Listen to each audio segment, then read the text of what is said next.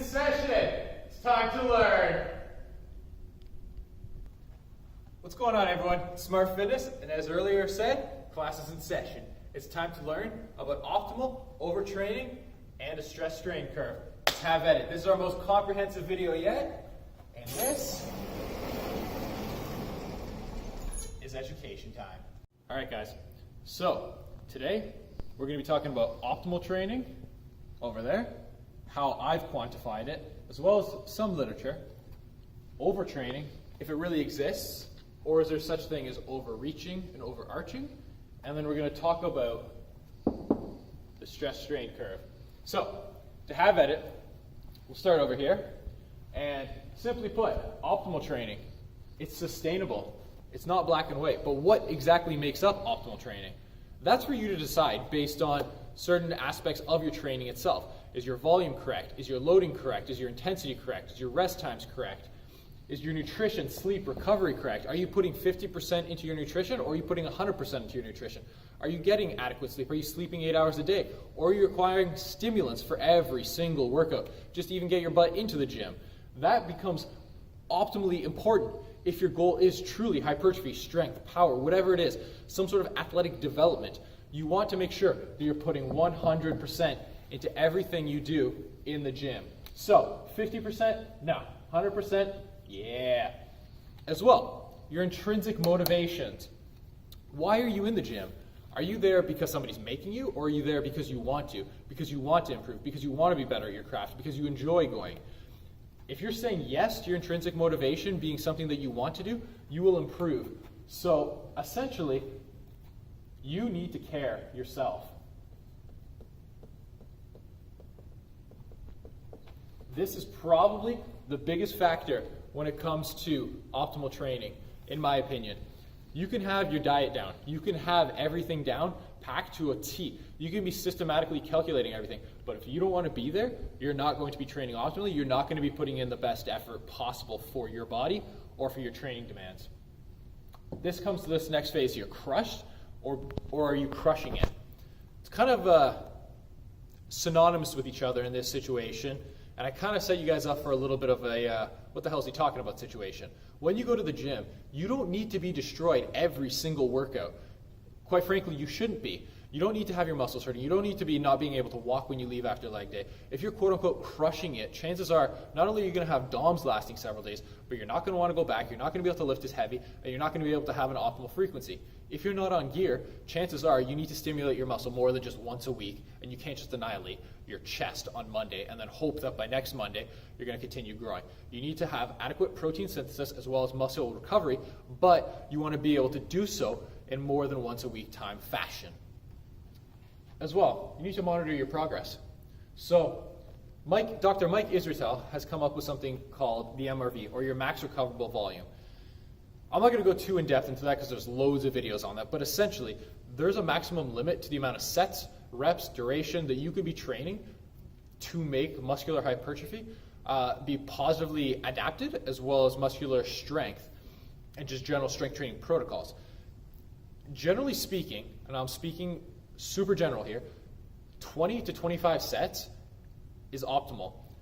Maybe doing that 2 times a week rather than simply just blowing yourself out. So for example, if you're going to do a push workout, you wouldn't do 5 sets of 5 reps or 5 sets times 10 reps on 4 different exercises, because that's essentially close to 20 sets for the entire week done in one workout. You would break that up into having 3, maybe 4 working sets twice a week on 2 or 3 different exercises, again if you're natural, to hit that max recoverable volume. But again, the max recoverable volume is based on intrinsic motivations, nutrition, sleep, and recovery, which will then ultimately lead to how sustainable it is.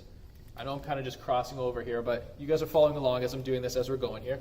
So, quite frankly, your max recoverable volume, even though it is a theoretical numerical value, it is also based on your motivation and your sleep factors. You will be able to recover if everything is on point. This leads to stress strain curve, which we're going to get to in about 45 seconds. But first I want to talk about deloads.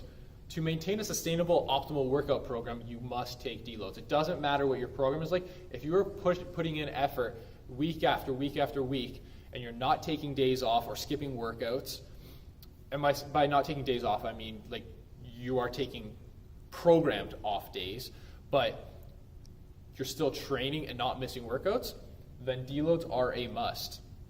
Generally in my training, as well as my clients and anyone that I program for, typically the 5th week is a deload. If for whatever reason I've got you on some sort of periodized program and the first phase doesn't have you really pushing it as much as you could, I might say 6 weeks. Few and far between though. Generally speaking, 4 to 5 weeks deload for a week, and then hop back in, and you'll be following that sustainable model. So that's going to lead to our stress-strain curve. All right, guys, so the stress-strain curve is essentially a model telling you about how you can more or less load your muscles without leading to injury, as well as pinpointing the efficacy of having a deload. So as you can see on both of these axes, we've got stress and we've got strain, and we've got an elastic and a plastic region. So your plastic region is essentially the area where you can increase your chance of being injured in terms of your ligaments and joints, and the elastic region is when you're loading your muscles. So as you can see, it increases straight up, and then there's a plateau and then a decline. So what does this mean? It means you're loading, consistently loading. So we'll say that this is weeks 1 to 4, and then as week 5 comes about, you hit a plateau in here. Not a plateau in weightlifting, but a plateau in what your body can sustainably and safely maintain. And then that plateau is going to continue a little bit, and eventually you're going to drop off. And this right here, this is the range where injuries occur. You want to be able to optimize and find a way out of that. So how do you do that? You deload. That will keep your training as optimal as possible. But at the same time, if you're constantly training in this area right here, you're never going to reach this. And this is kind of the sweet spot of where you want to be hitting. You want to be hitting a range where it's going to cause super physiological adaptations to a given stimulus. If you're constantly training below in this area, this is kind of your quote-unquote maintenance, not really trying, not really pushing it effort area, and you're not going to have adaptations. So you'll no longer have to fear about this, but you're not going to hit this. It's not going to happen at all. So, in essence, what are we looking for? We're looking for a nice steady incline followed by a slight plateau and a programmed deload so you don't have this. So what it would theoretically look like is you hit this deload right here, and then you come back in and continue up again. So you can just keep continually making progress. And now we're going to talk about overtraining and if it really exists. All right, next we're going to talk about overtraining, if it truly exists, or is it kind of a myth? So, first we need to point something out. Just because you're tired doesn't mean you're overtraining. Just because your muscles are sore doesn't mean you're overtraining. If you've never done an exercise before and you go into it, it's going to be a novel stimulus and you're going to be sore. For example, if I'm always used to doing squats and I go in and program heavy lunges or split squats, that is a new novel stimulus to my body. I am going to be more sore from that than I would be from squats. That does not mean that I am overtrained. We're getting that out of the way there. So, is there such a true thing on overtraining? The research is not very convincing on there being such a thing as overtraining for resistance trained athletes, but for aerobically trained, yes, there is a thing as overtraining. For marathon runners, doing things where they're running too long, too quickly, too often, they get beat up, tired, fatigued, and they can't do it, and their progress actually hinders or gets a lot worse. That is quote-unquote overtraining for them. But for resistance training athletes, there's such a thing as overreaching. And what is overreaching? Overreaching is essentially a state where you're fatigued from having accrued too much volume or too much intensity too quickly, or you're not taking a break long enough or fast enough in your training programs. So I have a friend actually who, he's a powerlifter, and he basically trained for about 16 weeks straight without taking any deload whatsoever. And long story short, he ended up having back injuries, knee injuries, hip injuries. He was always tired. He never wanted to train. He was always fatigued. Not only was his nutrition not good, but he wasn't giving himself enough time to recover. He pretty much trained heavy 7 days a week for those 16 weeks straight. So long story short, he was in this huge overreaching state. So overreaching can kind of be categorized into these two states of sympathetic and parasympathetic. So the constant go, go, go, that's your sympathetic drive telling you that you need to always consistently do more and more things. But that's not always possible. You don't need to constantly just incur more and more. that's actually a general sign that you are overreaching. At the same time, you could also be in this parasympathetic state all the time, where you're always feeling tired, you're always feeling drained, you're always feeling hungry for some people. These two can kind of work synonymously, or one or the other. You don't want to constantly be in a parasympathetic state or a sympathetic state. They need to have a balance between each other. So again, that's why deloads are important, and understanding your whole stress-strain curve that we were talking about earlier in terms of how much training you're doing as well as how to train properly. Going on, you have no desire, there's a lack of motivation or interest. This is pretty categorical of people when they're in an overtrained or overreached state, especially for resistance trained athletes. That continues on to having a weight gain, but your calories are staying the same, your RER is staying the same, and your BMR is all being unchanged. Again, if you track this stuff and you understand it and you know, then quite frankly, you'll be able to realize it. I have a friend, and for her, if she doesn't deload around her period time, she finds that she actually has a gain in weight in terms of water weight, and in some instances, a little bit of subcutaneous adipose tissue increase, so essentially a little bit of fat gain. So for her, taking a deload around her period actually helped mitigate these changes. So it's actually Allie, the link, I'll post the link to the video down below on how to cut as a female. So long story short, taking a deload is beneficial for this weight gain when you're not really adjusting anything else, but you're noticing the scale going up. That could be a sign you are overreaching.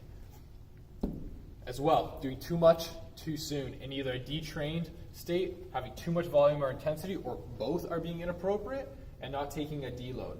So overreaching, quite frankly, can be summed up to doing too much too soon, doing not enough properly, or just simply put, not training properly.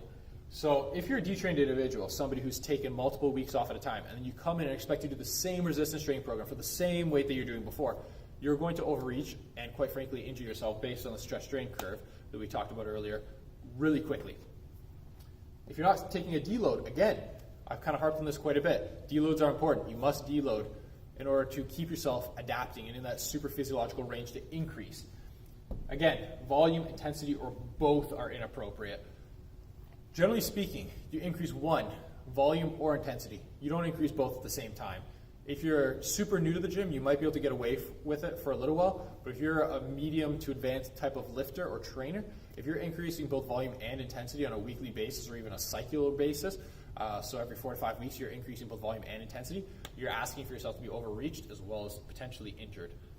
And last but not least, you're making negative progress. So this one kind of goes without saying. If you're overreaching, you're not going to be making progress. It makes simple sense. You're too tired, you're too beat down, you're too broken, and your nutrition, sleep, or whatever other aspects in your personal life could be affecting your ability to train, so you're going to be making negative progress. We want to keep you guys adapting, we want to keep yourself growing, so you need to be having new stimuluses. By taking a deload, it allows yourself to resensitize and then desensitize, resensitize and desensitize through several cycles. I hope that makes sense. I hope I didn't cover anything too fast. If you have any questions, let me know. Otherwise, ladies and gentlemen, follow along for my hypertrophy phase. Stay strong, ladies and gentlemen. Stay strong.